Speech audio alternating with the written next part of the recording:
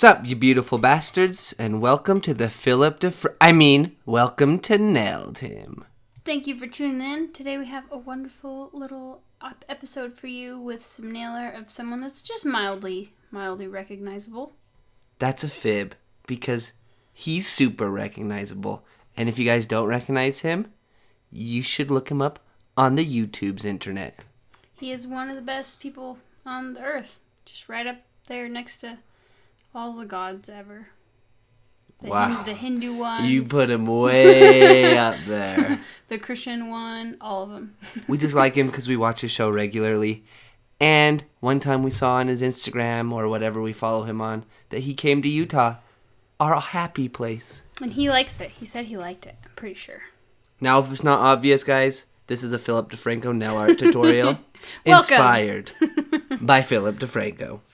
Very true. We have lots of tips coming to you about a lot of different things on this video, so stay tuned. So my first one actually pertains to what I'm doing right now. I am painting just a base coat of this color that I want to paint and do all my nail art on top of. I have had to do 3 coats of this because most colors that are pastel or white or these kind of tones, they're hard to get a good even coating and distribution of. So that's why you saw me dotting. That's kind of one of my techniques on the final layer. If I'm doing like a 3rd layer or even a 2nd layer and it still kind of looks, uneven in some places or not as opaque in some places, I'll do a dotting technique so that I can put a color right where it's maybe missing some. But that way, because sometimes if you do a line, then it looks like a clear line of demarcation of like, okay, well that's where someone just drew a line. But if you do dots, sometimes it kind of makes it a little softer. But sometimes with some pastels, if they're really ornery, then even if you do dots, it'll still look like little mini dots, like the texture will be different. So it just depends on the color and the brand and all of that, because everyone's different. Don't need to judge. Look at that. Nailed Him providing the pro nail tips, and the DeFranco Show providing the news.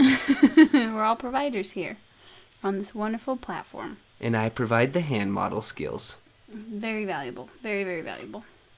So this is another little tip about if you're doing nail art with 2 or more words, I will usually start with the word that has the least amount of letters. And the reason I do that is because that is usually easier, first of all. So it gives you kind of an idea of where to start and where to end for the other longer word that you're doing with more letters. And so it kind of gives you like the framework, and then it also just gives you a chance to, start getting into the lettering that you're doing. Now all the uneducated Neanderthals like me are going to stop and count the letters in the words. There you go. So I hope you followed your own tip. It's like a twofer. I'm teaching you how to count also, because you didn't know it before. It's confession time. The way I learned to spell beautiful is from the Bruce Almighty movie, where he goes, B-E-A-beautiful.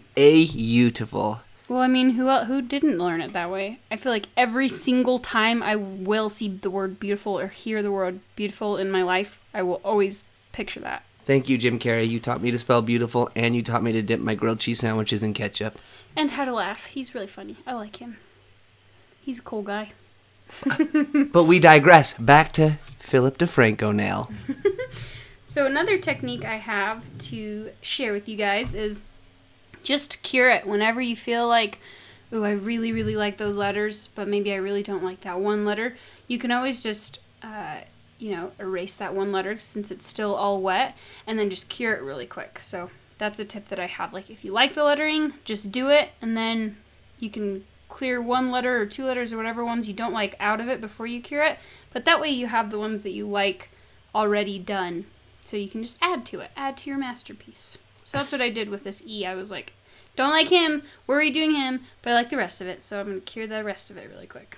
Yeah, and we edit out all the curing, because there's lots of curing in between, just so you guys know. Exactly. And it's particularly important if you have an amateur hand model who moves a lot. I think you are correct. But I'm not talking about myself. I've never created any problems in the nail art by moving on accident. Or falling asleep while she does my nails. Yeah, he's not human at all. He's totally perfect, 100%. Finally, she admits it, and I have evidence now. Do you know what what sarcasm is? Is it Umbris Almighty? Probably. Dang, is it explained on there? Dunno. Then I plead ignorance. Oh, you're funny. So there's another reason why I like curing right when you like it, because then if you're like, this letter, I think it just needs to be a little thicker like the rest of them, you can just go right over it and it'll work. And another thing I was thinking of, it's really, I enjoy working on top when I'm doing nail art on top of a no wipe color coat, like one of those like one-stop gels. I can link the white one that I used on this one so you can kind of read about it and see if that might be for you. Because sometimes, especially when you're doing clients, maybe you're doing nail art on one or more nails and people move. So I work on a towel, and so sometimes like there's just little fuzzies on the towel, and so when they're moving and we're working between one nail art on one hand and the nail art on the other hand, then they get a fuzzy on one that I'm still working on. So that's why I like working with these one-step ones, because they're like no wipe ones. So if they happen to touch the towel like a normal human being, then it's fine. Doesn't matter. You can keep doing nail art on top of it, and it's just fine. And I think that it also kind of helps the gel stick a little bit more. And I could be wrong on this, but I think having a tacky gel layer that you still need to wipe off of it, that when you wipe that off, I don't know, I think that loses a little bit of stick that it can have. And if it's already a no wipe one, then it's kind of just already ready and prepped and ready for a gel to stick on top of it. Genius insights. Thanks.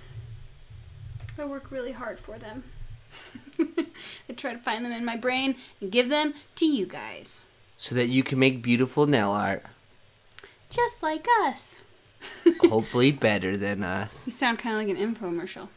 If you use this, then you can do beautiful nail art just like us. Guys, you could buy my nails for $9.99, 1,000 payments of it. Wow, that sounds like a lot of money. $9.99. Well, I said small number at first, then I said lots of them. It's like when little kids are like, you know how much money I have? 1,115,16,70. That's how many monies I have. Yeah, what's wrong with that? Little kids Nothing. can be rich. You're very correct. You're very correct. Okay, another hot nail tip coming at you.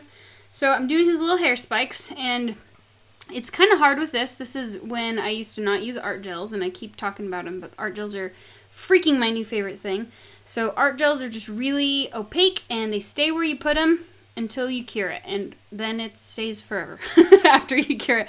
But what I like about it, for example, with these little hair spikes, the top ones you can kind of see are a little rounded, although when I made them, they were pretty like pointy and spiky like I wanted them, kind of like the ones that are to the left of his head.